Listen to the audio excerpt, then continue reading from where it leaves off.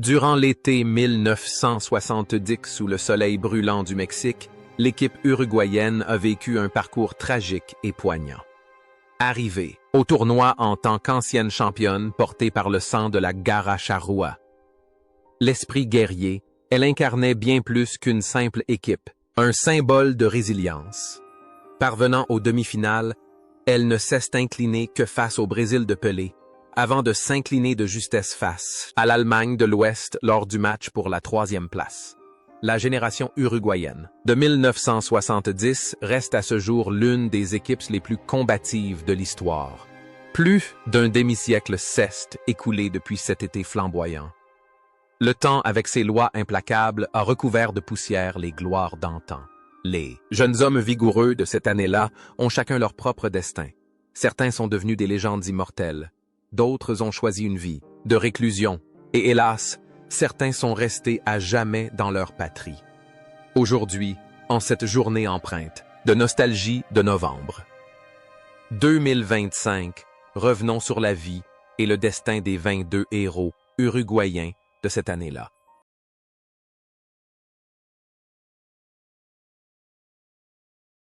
Julio Morales.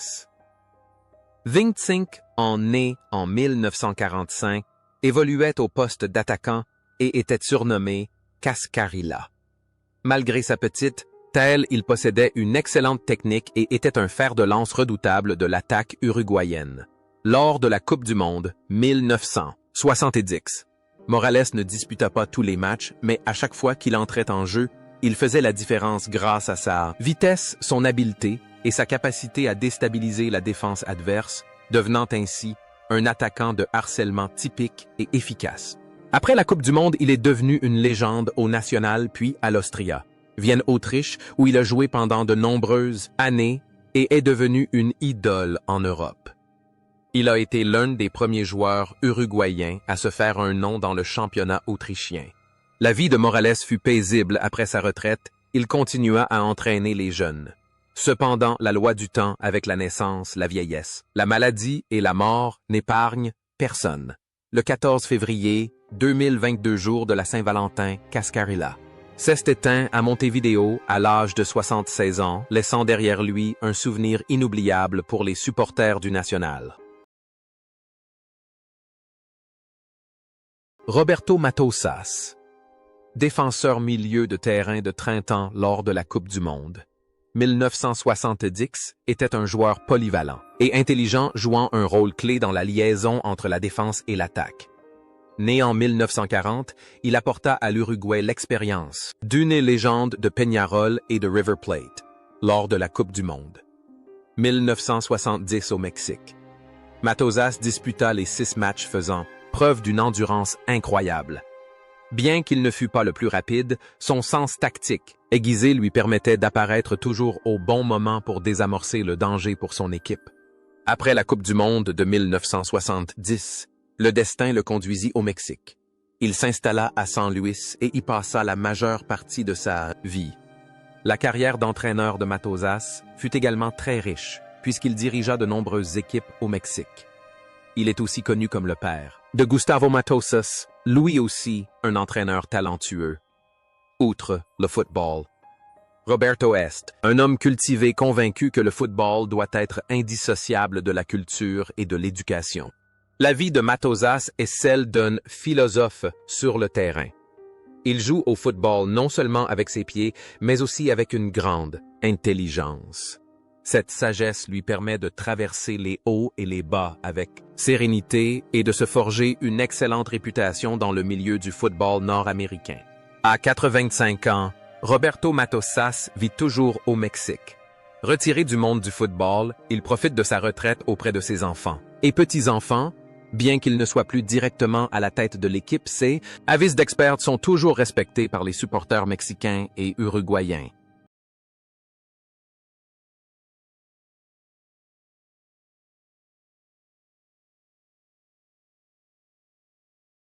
Luis Ubiña, âgé de 30 ans et né en 1940, fut le capitaine exemplaire de l'Uruguay lors de la Coupe du Monde. 1940-70. Évoluant au poste d'arrière droit, il était considéré comme un roc sur son aile, conservant toujours son sang-froid et sa maîtrise. En toutes circonstances, brassard de capitaine Ubigna dirigeait ses coéquipiers non seulement par sa voix, mais aussi par son esprit combatif et son calme imperturbable. Il était toujours présent dans les moments cruciaux, assurant la solidité de la défense et insufflant confiance à ses jeunes coéquipiers lors des matchs les plus intenses. Après la Coupe du Monde, Ubigna a poursuivi sa quête de titres mondiaux avec le national en 1971. Il était de ces joueurs qui ont consacré leur vie entière à leur club sans se soucier de la gloire ou de la fortune.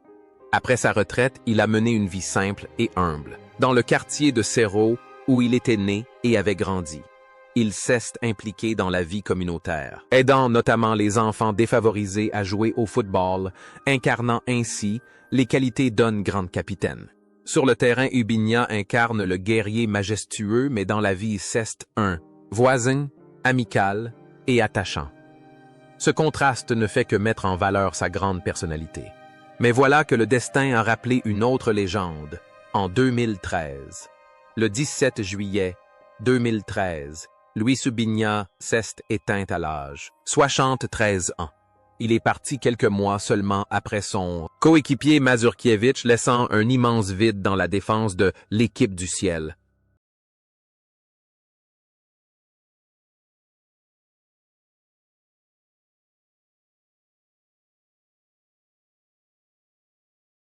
Ladislao Mazurkiewicz, gardien de but de 25 ans, né en 1945, surnommé l'Araignée Noire, fut le meilleur gardien de la Coupe du Monde 1970. Ses performances exceptionnelles au Mexique restent gravées dans les mémoires. Mazurkiewicz était l'âme des cages uruguayennes, toujours présent au bon moment pour des arrêts fulgurants. Son duel face à Pelé lors de la fameuse action « Impossible » en demi-finale a été revu des millions de fois malgré une feinte de tir, son sang-froid et son jeu. Tout au long du tournoi, on fait de lui une légende digne du titre de meilleur gardien de la compétition. La carrière de Mazurkiewicz fut une succession de succès, avec Peñarol remportant la Libertadores et la Coupe intercontinentale. Après 1970, il rejoignit le Brésil pour jouer à l'Atlético Mineiro, où il devint également une légende. Il détint longtemps le record du plus grand nombre de participations à la Coupe du Monde pour un joueur uruguayen. Après sa retraite, il devint entraîneur des gardiens tout en restant fidèle à Peñarol discret sur sa vie privée. Il fut toujours perçu comme un homme chaleureux et humble, contrastant avec sa combativité sur le terrain. Sur le terrain, il était un roc infranchissable, un héros solitaire entre la victoire et la défaite. En dehors du terrain, il était un professeur dévoué, un symbole de professionnalisme. Cependant, le parcours de cette légende s'est interrompu. 2013 restera comme une année tragique pour cette génération. Le 2 janvier 2013, Ladislao Mazurkiewicz s'est éteint à l'âge de 67 ans des suites d'une insuffisance rénale et de problèmes respiratoires. Sa disparition a plongé le monde du football dans un profond chagrin, mais l'image du Spider-Man noir, en costume noir, demeure un symbole immortel.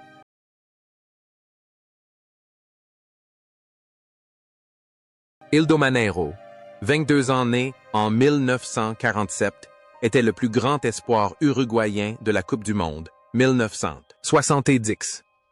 Milieu de terrain, il apportait créativité et finesse au jeu.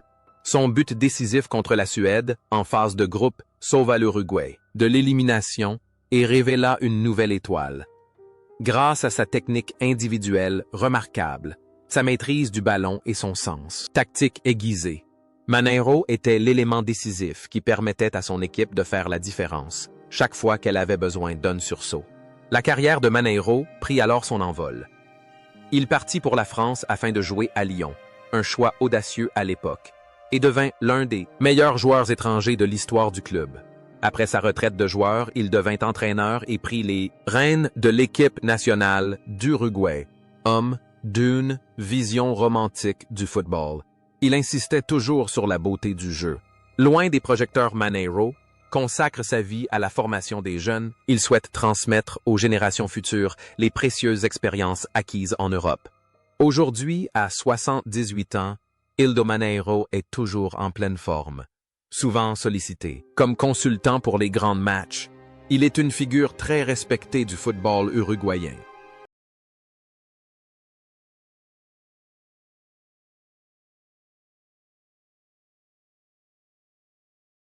Dagoberto Fontes, 27 ans, né en 1943. Attaquant, était un joueur polyvalent et dévoué de l'Uruguay lors de la Coupe du Monde de 1943. Mondé 1970. Il s'est vu confier la tâche extrêmement difficile de marquer. Pelé en demi-finale, malgré la défaite de son équipe, l'effort et la combativité de Fontes étaient indéniables. Il a disputé 4 matchs durant le tournoi, donnant toujours le meilleur de lui-même et témoignant de la ténacité de la sélection uruguayenne. Sa carrière ultérieure s'est déroulée au Defensor et dans plusieurs clubs mexicains, Puebla Tigres. Après sa retraite, il a mené une vie simple, loin du tumulte des médias. Cependant, la triste nouvelle n'est parvenue que l'année dernière. Le 4 mai 2024, Dagoberto Fontes s'est éteint dans sa ville natale de Maldonado à l'âge de 80 ans. Sa disparition marque la fin d'une époque. Julio Losada, 19 ans, né en 1950, était le plus jeune attaquant uruguayen lors de la Coupe du Monde 1970, bien qu'il ne fût qu'une remplaçant stratégique. Losada fut recruté pour créer des opportunités et acquérir une précieuse expérience internationale. Sa participation au tournoi à un si jeune âge constitua une étape importante dans son développement et son ascension vers une carrière internationale. Par un heureux hasard, Losada trouva sa seconde patrie en Grèce. Il rejoignit l'Olympiakos et y devint une véritable légende. Il joua pendant plus de 10 ans pour le club du Pirée, remportant de nombreux trophées et est considéré comme l'un des plus grands joueurs étrangers de l'histoire du football grec. Aujourd'hui, à 75 ans, Julio Losada est toujours vivant. Il est toujours vénéré par les supporters de l'Olympiakos et est souvent cité comme une légende vivante.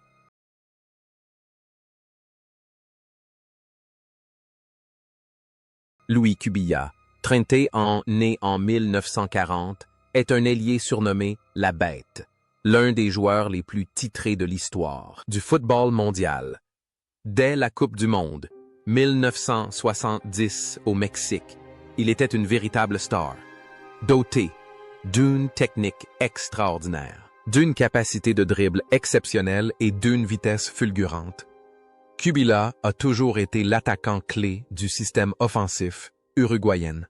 Son sauvetage in extremis sur la ligne de but, synonyme de passe décisive lors du match contre l'Union soviétique, est resté l'un des moments les plus controversés et les plus célèbres de l'histoire de la Coupe du Monde, témoignant de son intelligence et de son talent. La carrière de Cubilla est jalonnée de nombreux titres avec Peñarol Nacional et Barcelone Espagne. Mais sa carrière d'entraîneur est encore plus brillante, puisqu'il a transformé Olympia Paraguay en une puissance continentale. Personnalité hors du commun au tempérament fougueux mais talentueux, il est un véritable parrain du football sud-américain. Sa vie était remplie d'histoires de malice et d'une soif insatiable de victoire. Il a vécu et respiré football jusqu'à ses derniers jours.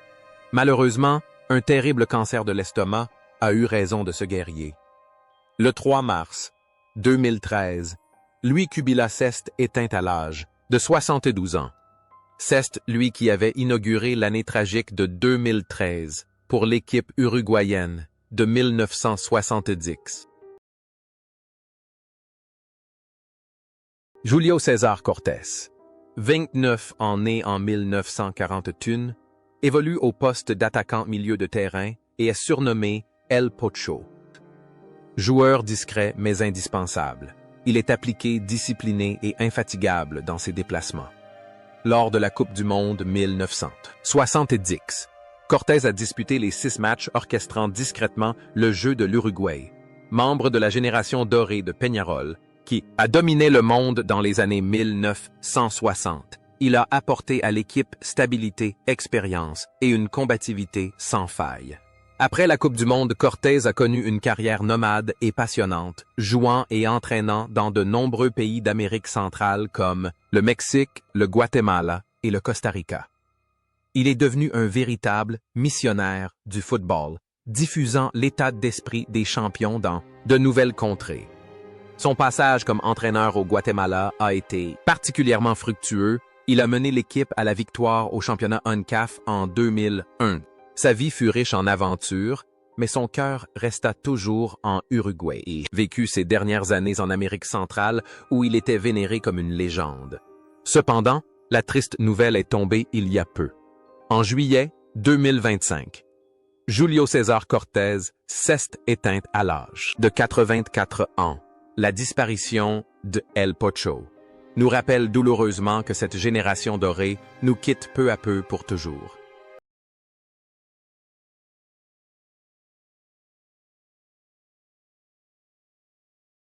Omar. Caetano 31 ans, né en 1938, défenseur milieu de terrain surnommé Cacho, est une légende vivante du Peñarol, bien qu'il n'ait pas disputé la moindre minute lors de la Coupe du Monde. 1970, il était sans conteste le leader spirituel de l'équipe uruguayenne. À 31 ans, Caetano, fort de son expérience, insufflait la passion et rassurait les jeunes joueurs comme Ancheta et Manero dans le vestiaire. Ayant déjà participé à la Coupe du Monde, 1966, et été témoin des plus grands succès de l'Uruguay dans les années 1960, il apportait stabilité et une précieuse expérience à l'équipe. La carrière de Cacho Caetano est une véritable ode à la fidélité. Il a passé la quasi-totalité de sa vie à porter le maillot noir et jaune du Peñarol 1961-1975. Il détient le record du nombre de participations au Super Clásico uruguayen entre le Peñarol et le Nacional, 57 matchs intenses et passionnés. Le style de jeu de Caetano était sobre. Il était le genre d'arrière-gauche tenace, persévérant et intrépide. Après avoir raccroché ses crampons, il a choisi la voie de la simplicité en se consacrant à l'entraînement des jeunes et en menant une vie paisible toujours proche des supporters du Peñarol. La constance et la loyauté absolue de Caetano sur le terrain se sont ensuite reflétées dans sa vie. Il a vécu une vie de loyauté envers son club, ses coéquipiers et sa famille, devenant un modèle de caractère exemplaire pour un grand joueur. Cependant, la nature n'oublie personne.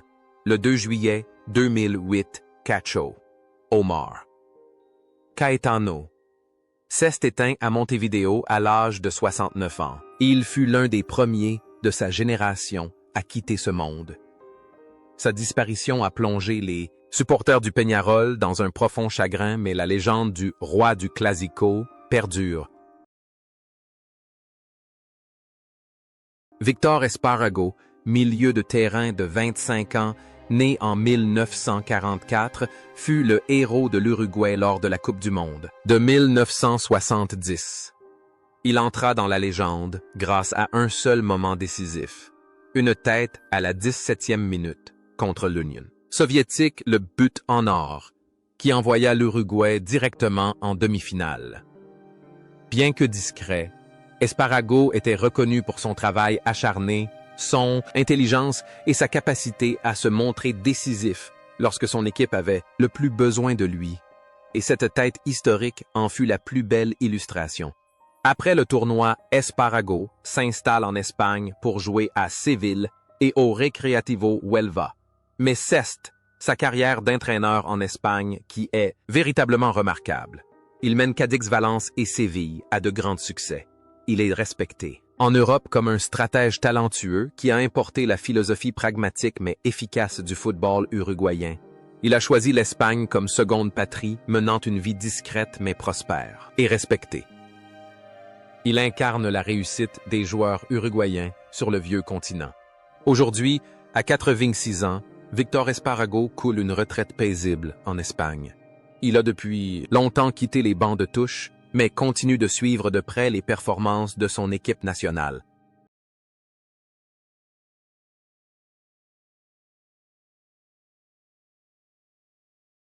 Juan Mujica, âgé de 26 ans, et né en 1943, était un latéral complet, un profil rare pour l'Uruguay de son époque solide. En défense, il était également capable de soutenir des attaques puissantes et des montées audacieuses.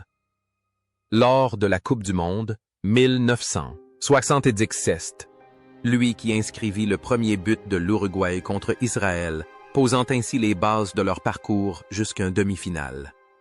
Son style, de jeu infatigable tant en attaque qu'en défense, devint un élément clé du système tactique uruguayen apportant équilibre et innovation sur les ailes. Mujica a passé toute sa carrière en club au national où il a remporté tous les titres continentaux. 1. Il part ensuite en France pour jouer à Lille et à Lens, marquant durablement le paysage footballistique européen. Après sa retraite de joueur, Mujica devient un entraîneur talentueux, dirigeant le national et plusieurs équipes en Colombie et au Costa Rica. Doté d'une vision moderne du football, il est constamment en quête d'innovation. Sa vie était une succession ininterrompue de voyages de l'Amérique du Sud à l'Europe et vice-versa, un homme de travail toujours dévoué et responsable. Le 11 février 2016, Juan Mujica s'est éteint à l'âge de 72 ans. Sa disparition est une grande perte pour le football uruguayen et les clubs qu'il a entraînés. Il nous a quittés, mais son but contre Israël et ses courses infatigables lors de la Coupe du Monde 1970 au Mexique restent gravés dans la mémoire des supporters.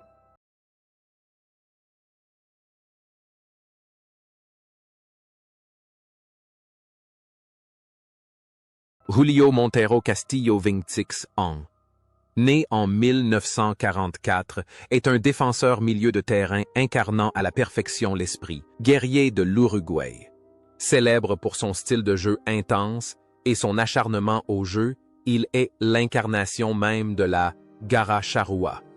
Lors de la Coupe du Monde 1970 au Mexique, Montero Castillo était un véritable rempart devant les buts, prêt à se jeter dans la moindre zone dangereuse pour protéger son équipe. Il a disputé les 6 matchs, devenant un soutien moral indispensable pour tous ses coéquipiers.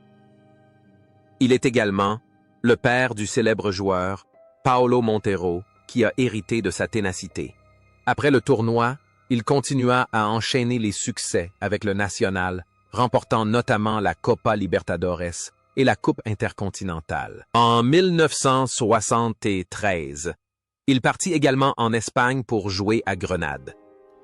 Le plus grand héritage qu'il laissa au football, outre ses titres, fut son fils Paulo Montero, qui devint plus tard un défenseur central légendaire de la Juventus, doté d'un style de jeu fougueux, à l'image de son père.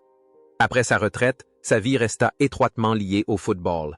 Il suivit et soutint régulièrement la carrière de son fils. La combativité de Montero Castillo sur le terrain semble avoir forgé un homme fort dans la vie. Il est un pilier pour sa famille qui a élevé une excellente génération. Aujourd'hui, à 86 ans, Julio Montero Castillo coule des jours heureux dans sa ville natale de Montevideo. Malgré une santé déclinante, ses yeux pétillent encore lorsqu'il évoque les batailles d'antan. Il est considéré comme l'un des doyens les plus respectés du club national. Atilio Anqueta, défenseur central.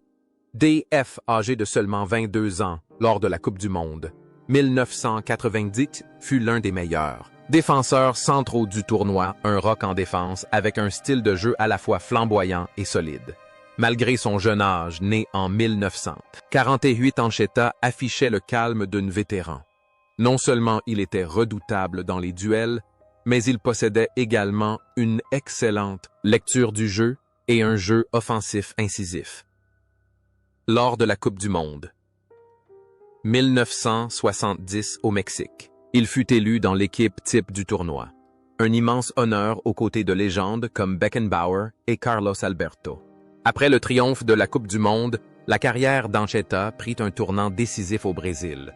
Il rejoignit Grêmio et devint l'une des plus grandes idoles de l'histoire du club. Les supporters de Porto Alegre l'adoraient non seulement pour son talent, mais aussi pour sa loyauté et son professionnalisme. Il joua également brièvement pour Nacional, avant de prendre sa retraite. Après avoir raccroché ses crampons, Anqueta se consacra à la musique et à l'art. Une âme d'artiste se cachait derrière l'apparence d'un guerrier défensif.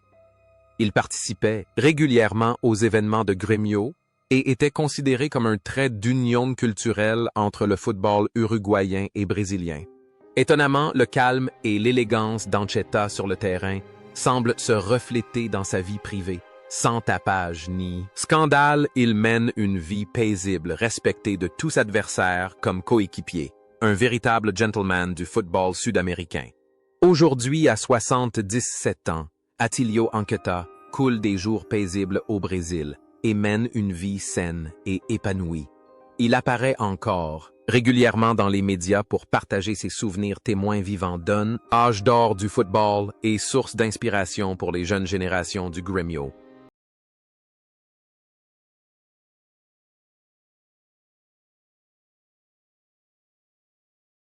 Rubén Barreño. 26 ans né en 1944, évolue au poste d'attaquant redoutable dans la surface de réparation Ilette. Un membre éminent de la génération dorée du national. Lors de la Coupe du Monde, 1970, il n'a disputé que 69 minutes en tant que remplaçant contre l'Italie, mais sa présence dans l'équipe a confirmé son talent de buteur. Capable de se positionner intelligemment et de conclure avec une précision chirurgicale. Il se révèle un attaquant redoutable à chaque fois qu'il entre en jeu. Le point culminant de la carrière de Barreño ne survint pas lors de la Coupe du Monde. 1970, mais un an plus tard en 1973, lorsqu'il remporta avec le national un triplé historique championnat national, Copa Libertadores et Coupe intercontinentale. Il fut un élément clé de cette équipe, invincible. Par la suite, Barreño tenta également sa chance en Europe avec Troyes France et rejoignit le Racing Club en Argentine. Partout où il passa, il fit preuve de professionnalisme et d'une réelle volonté de contribuer. La vie de Barreño a été marquée par les voyages et l'adaptation. De jeune attaquant à Cerro au sommet du monde avec National puis ses expériences en France, il est l'exemple même du professionnel précoce qui sait préserver sa forme et son image. Rubén Barreño a aujourd'hui 96 ans. Il a vécu une vie bien remplie et est considéré comme l'un des témoins historiques les plus importants du National. Il est toujours régulièrement invité aux cérémonies commémoratives du club, où les jeunes supporters l'admirent comme une légende vivante tout droit sortie d'un livre. Pedro Rocha Vincept, né en 1942 milieu de terrain attaquant surnommé El Verdugo. Le bourreau était la star incontestée de l'Uruguay et son principal espoir lors de la Coupe du Monde 1970. Le drame de l'équipe commença dès le premier match lorsque Rocha se blessa gravement contre Israël, le contraignant à déclarer forfait pour le reste de la compétition. Son absence est considérée comme la principale raison de l'élimination de l'Uruguay en finale, laissant un immense regret au sein de l'équipe et parmi ses supporters. Néanmoins, Rocha demeure une légende, notamment à São Paulo, Brésil et à Peñarol.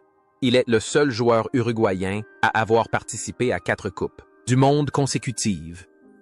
1972, 1974. Sa vie après le football a été marquée par de nombreux problèmes de santé liés à la dystrophie musculaire. Il est décédé le 2 décembre 2013, mettant fin à une année, 2013. Tragique pour le football uruguayen exactement un jour avant son 77e anniversaire.